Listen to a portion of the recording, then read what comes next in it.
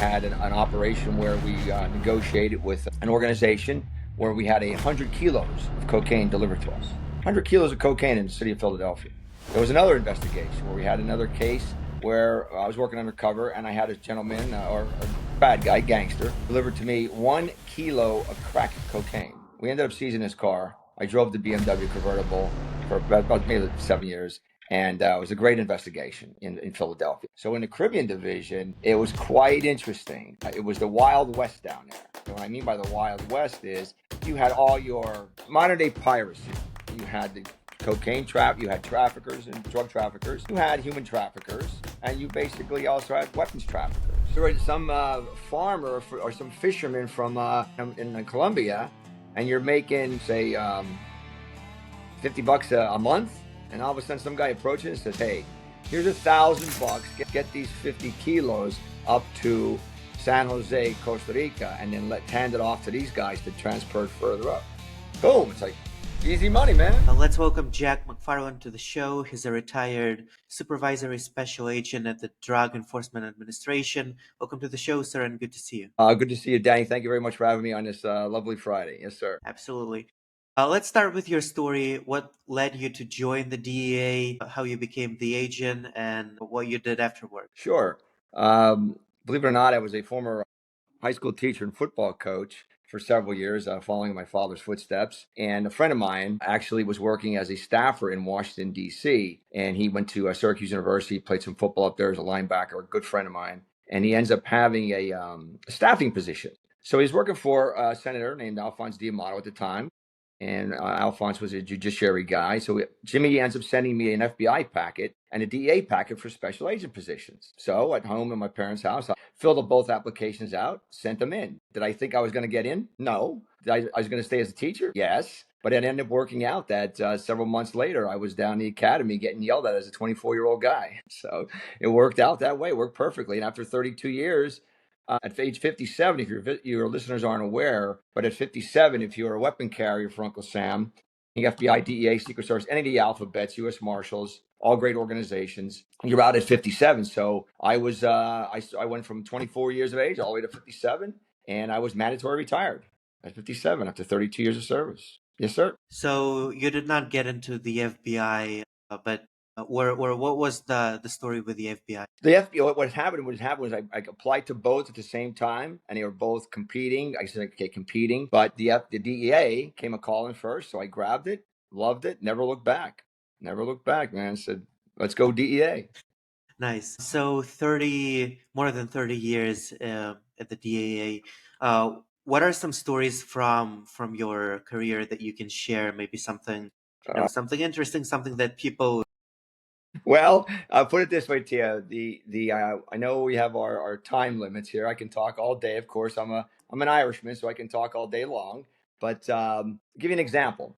In DEA, when you come out of the academy, you're going to go to an office of hire, then office of assignment, and in particularly with that in regards to myself, of serving 32 years, I ended up serving in several different divisions, domestically and internationally. So some of the great cases that we worked domestically was when I was assigned in Philadelphia, the Philadelphia Divisional Office. We had an operation where we negotiated with an organization where we had 100 kilos of cocaine delivered to us. 100 kilos of cocaine in the city of Philadelphia. There was another investigation where we had another case where I was working undercover and I had a gentleman or a bad guy, gangster, delivered to me 1 kilo of crack cocaine. We ended up seizing his car. I drove the BMW convertible for about, I don't know, 7 or 8 years, about maybe 7 years. And it was a great investigation in Philadelphia. Philadelphia was an amazing city because that was such a big, large city, and the cases were huge. And a lot of people think of DEA, they think of Miami Vice back in the day down in South Florida. Well, let me tell you something. The United States of America is inundated with drugs, and the DEA every day, those 200 and some offices in the United States of America and the 90 some offices in foreign countries, they go to work every day and they're knocking bad guys off left and right. And so in Philadelphia, I had some great cases. One of my cases that when I was promoted, I went down to the Caribbean division. So in the Caribbean division, it was quite interesting. It was the Wild West down there. Okay. What I mean by the Wild West is you had all your how can I put this? Modern day piracy. You had the cocaine trap, you had traffickers and drug traffickers, you had human traffickers, and you basically also had weapons traffickers. So it was one of those things where, when Christopher Columbus discovered America, and in 1493, he wasn't planning on having the islands built that way, but it was gangster heaven down there. It was gangster heaven. It really was. And some of the cases we did, airdrops, seizing boats, getting boats, of course, disabling boats with vessels with kilos on them, anywhere from a couple hundred keys to a ton, which of course is 2.2 pounds, 2,000 pounds. So it was a lot of effort. But one of the things working in and around the Caribbean was working with our international counterparts. We worked very closely with the Dutch, the Brits, the French, and the Dutch. Because why? Because most of those islands are either U.S. territories or British or Dutch and French. So we had to work very closely with them, and we did a good cooperation with the foreign counterparts, sharing intelligence information, working on cases together, and it was very successful.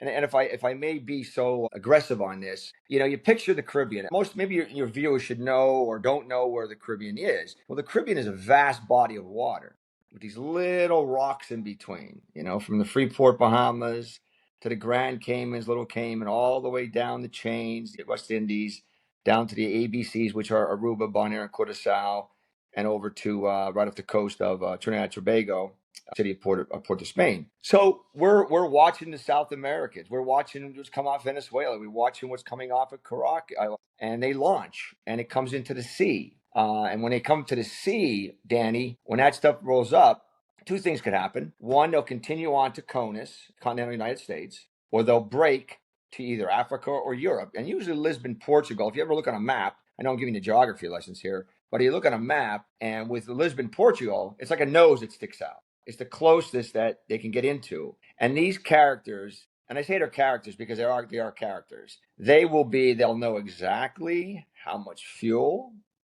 They won't get lost in the water. They get to their points, and it's just truly amazing how they run. Like airdropping, they only have so much fuel to airdrop. I know I've said this before in other shows. Maybe your viewers or listeners would like to check this out. If you get on Netflix or whatever, maybe I shouldn't say Netflix or whatever, TV, and there's a movie called with Tom Cruise. Not promoting the guy, I'm just saying, American Made. It's a true story. It's about a guy named Seal, Barry Seal. Watch it sometime. And this guy he just destroys all the alphabets. He's working all the alphabets against one another, and it's about smuggling with aircraft from Colombia into the United States. And it's quite, I say funny, but it's entertaining because I was in the business for 32 years, and there were so many red flags that the agents were missing, but they still continued on using this fella and working with this fella. So it was quite interesting. That was some of the guys that I know that I worked with in Philly and Allentown and in Baltimore and the Caribbean.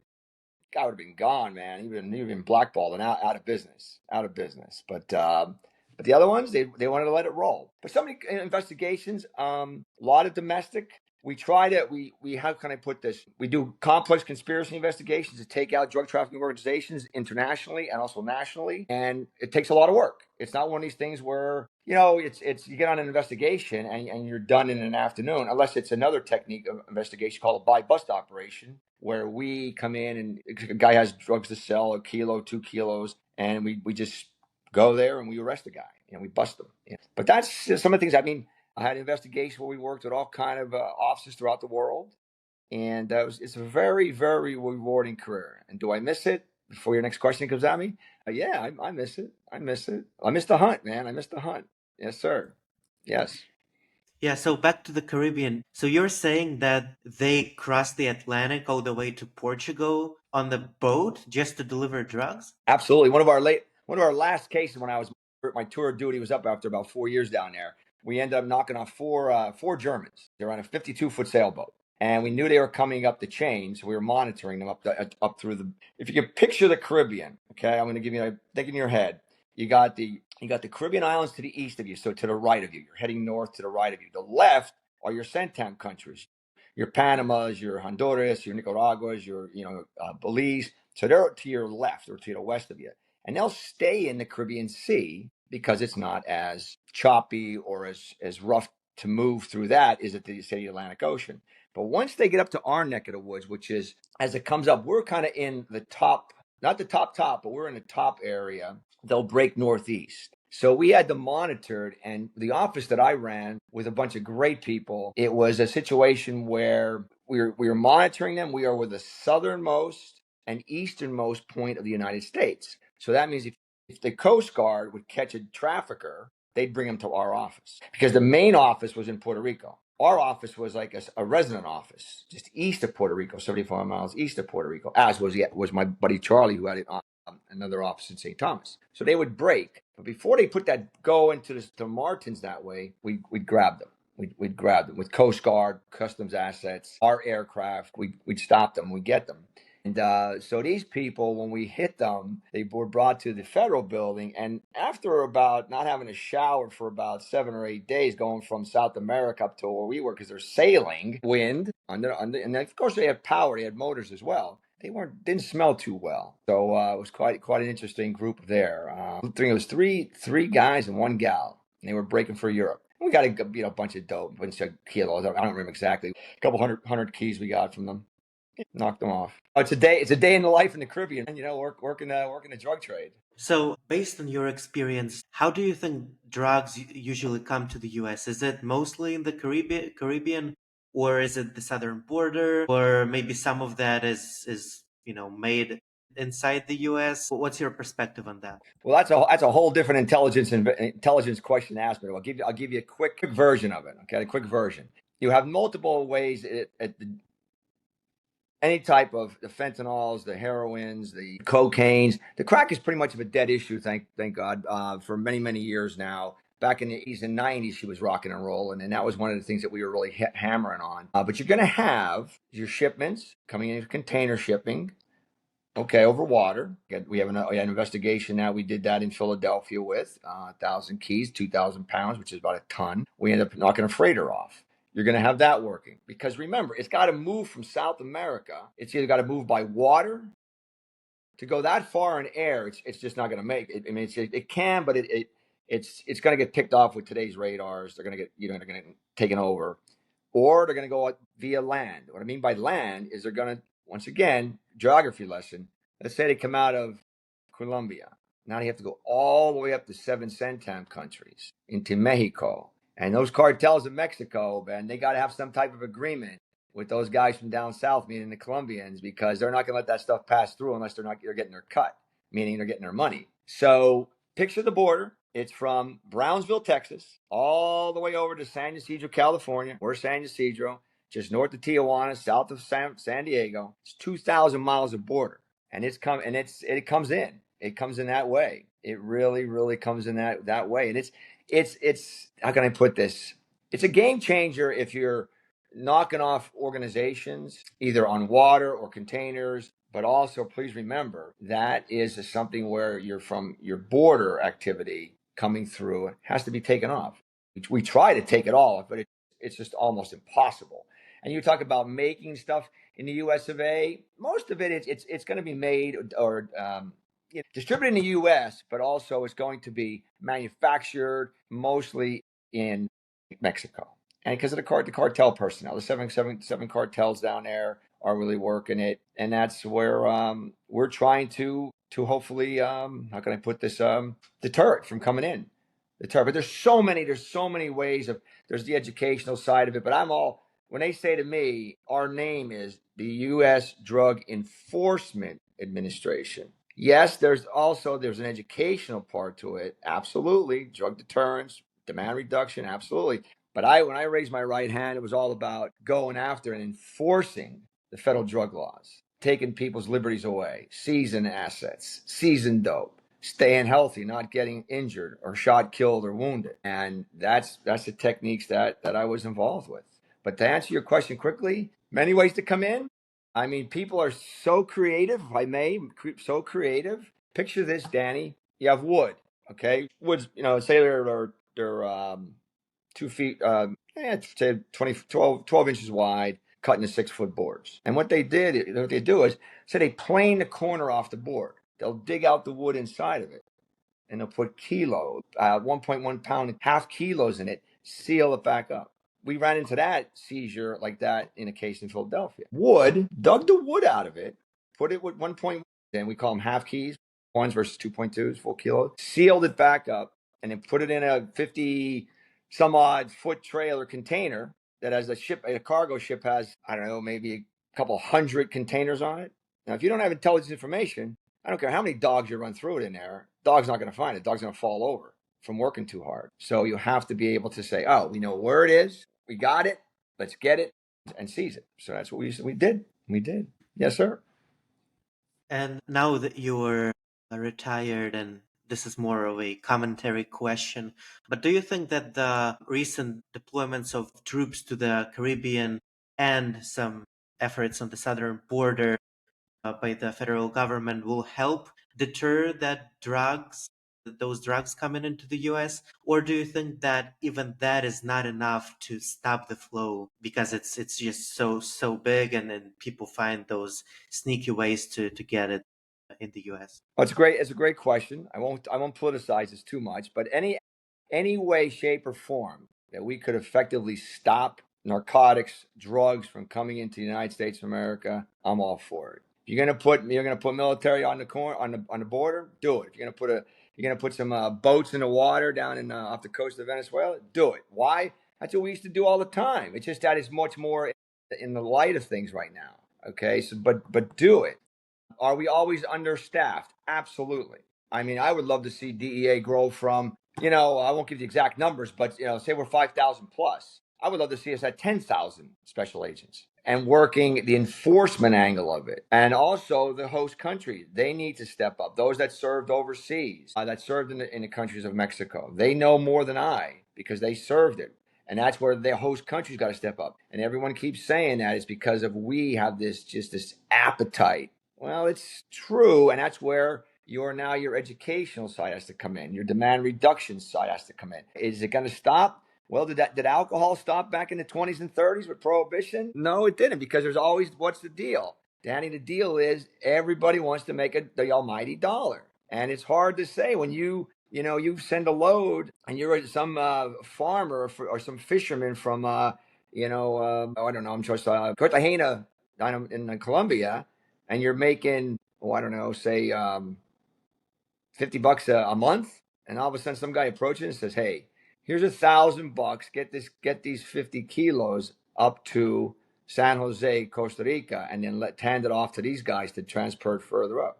Boom! It's like easy money, man. I'm going for a walk, with a bunch of kilos. So that regard, you have to have two angles of it: the enforcement side, also the demand reduction side, educational side per se. Because most people, I get you right now, but if you asked your friends or those maybe that are even on the show right now or listening or will listen, tell me about fentanyl, man. Tell me what does fentanyl do? What does fentanyl look like? And be half of them be like going, I don't know. I mean, what does it do to you? What does it mean? Does it make you fall asleep? Does it make you speed up? And I guarantee you, half of them won't even know. Now that's where but also the community leaders, and there's so many schools and so many aspects of the demand reduction needs to get out there and educate the public. But remember, we're human beings. If you want to do it, you're going to do it. But once again, though, if you do it, you may pay the price. And the price is ultimate death. That's not cool, man. I don't want to, same thing with someone who drinks alcohol. God bless them, man. And all of a sudden they're drinking way too much. And what happens? They die. So on that note, we'll get off that topic. No, I actually, this was my next question. I wanted to ask you, what can communities do to improve the situation? Because on one end, you have the federal government, you have the DEA, you have Coast Guard, and whoever military who tries to stop the flow.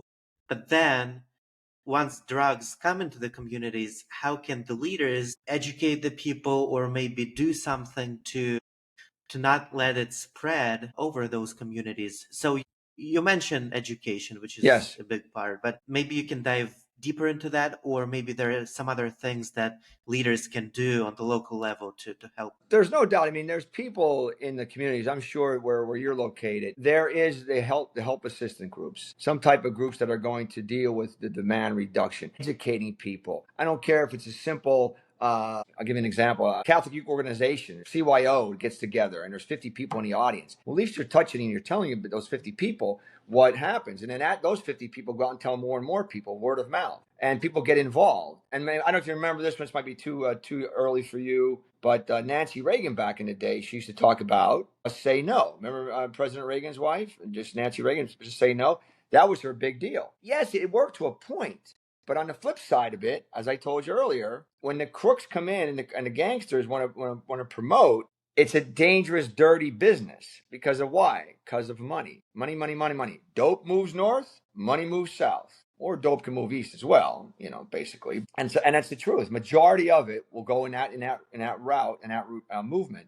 So I believe you have so many mouthpieces in that are out there. You have the politicians, you have clergy, you have teachers, coaches. I mean, teachers and coaches, man, I was a teacher and coach. They influence a lot of people the right way. They influence people in the right way. And I believe in being, when I was a teacher for 4 years and a coach for 4 years, I loved it, man. But you know what? Teaching was a learning experience, not an earning experience. And what do I mean by that? You're not going to make a whole lot of money, I mean, as a teacher, but yet you're going to have something rewarding that you're going to be able to say, you know what? I did A, B, and C. We ended up helping the community concentrate on the drugs, because drugs, it's a nasty business. I've seen it from both sides. I've seen it definitely mostly from the enforcement side, but also the educational side, and it's a rough business, man.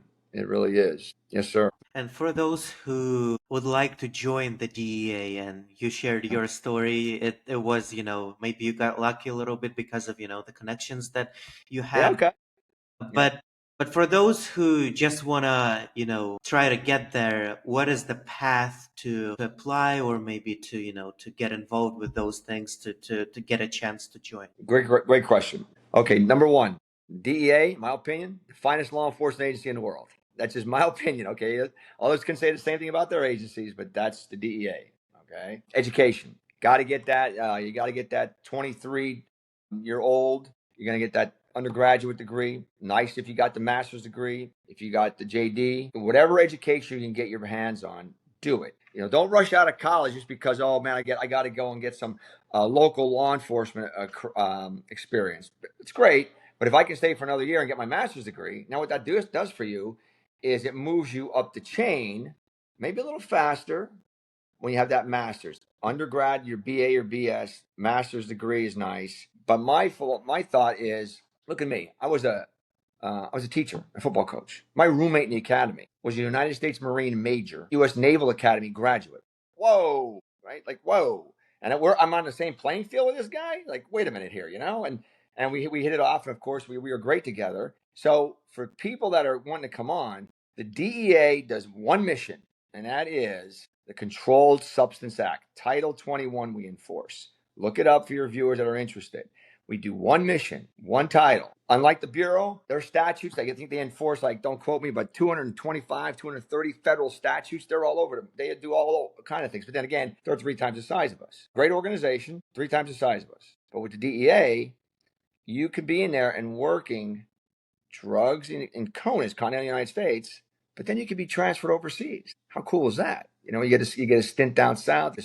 You get a career over in Europe, and you're assigned to a Rome office. Hello, hanging out there doing your thing. But you got to work, man. You got to work. You're not over there to do. How can I say this? Being a tourist, you got to work. You got to perform. So I would say education. Then, if you want to maybe mold into either some local law enforcement, county law enforcement, state law enforcement. One other thing is, don't forget about the military.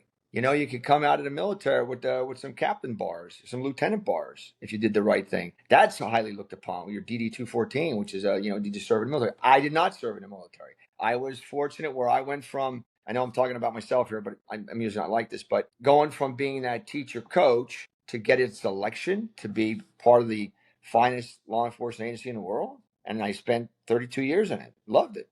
Got all my grades, moved on up, and worked, saw the world. And I'm going to put this out. I know this is kind of a little off the base here, but the United States of America is the greatest country in the world. No doubt about it. No doubt about it. If you don't think it is, then I suggest buy a plane ticket to, let's say, Johannesburg, South Africa. Go check it out. Go to Lagos, Nigeria. Check it out. And you'll be like, woo, time to go home.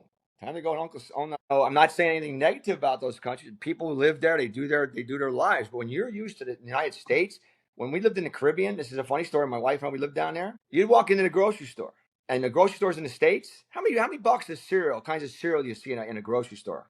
I know I'm on a tangent here.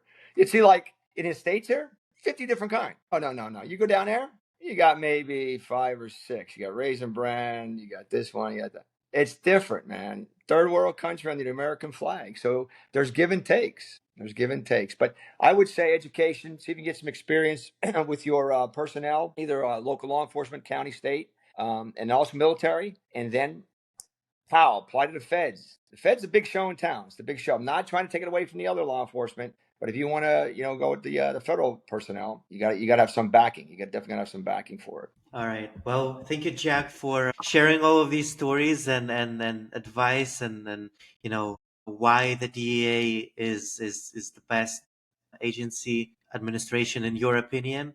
But yeah, great stuff, and appreciate your time today. And good luck with your future episodes, podcasts, and good luck with sharing your story. Thank you, Dan. Appreciate it, brother. Thanks for the time, and keep doing what you're doing, man. Keep hitting those viewers on. Appreciate it. You're doing well, brother. You're doing great. Thank you.